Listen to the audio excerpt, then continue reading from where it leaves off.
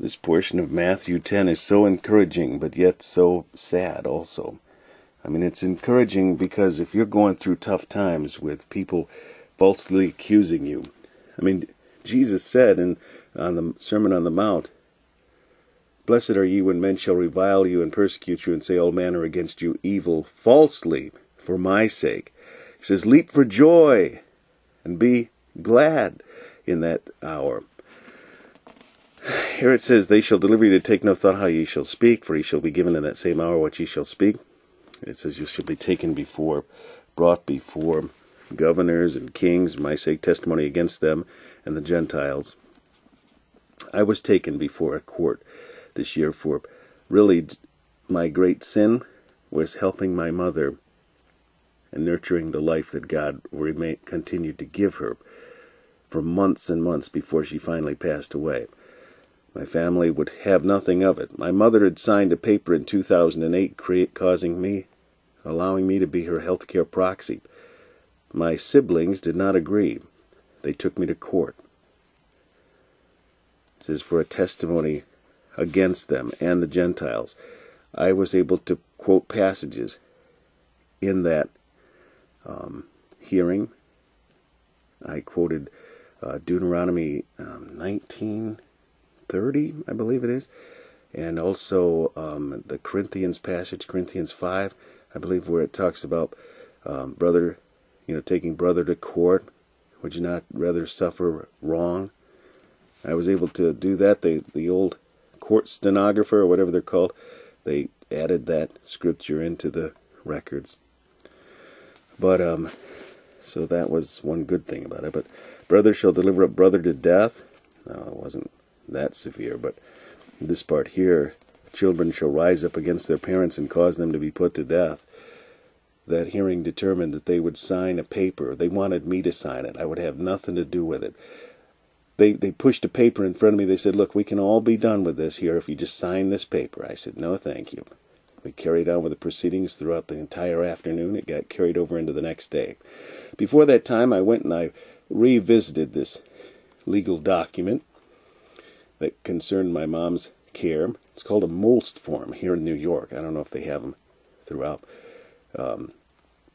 I filled out the paper, made redetermining factors because my mom's care, or her physical being had diminished so much over the months that it was time to start the process of, I don't want to say to let her go. I mean, but anyway, without getting into details, I had the paper all filled out on my own. My wife and I had prayed and determined how we should fill that out.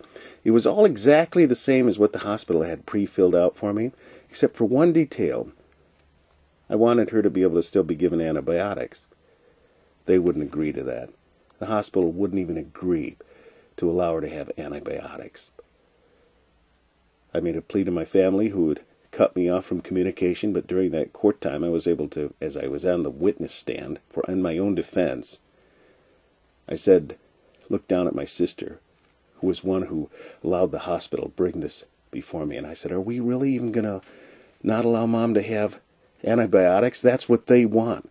My sister was really clueless to the whole thing. She didn't even know what a Molst form was, but yet they were going to give over the healthcare proxy to her because she was most easily swayed by the hospital system, unfortunately. So that's what ended up.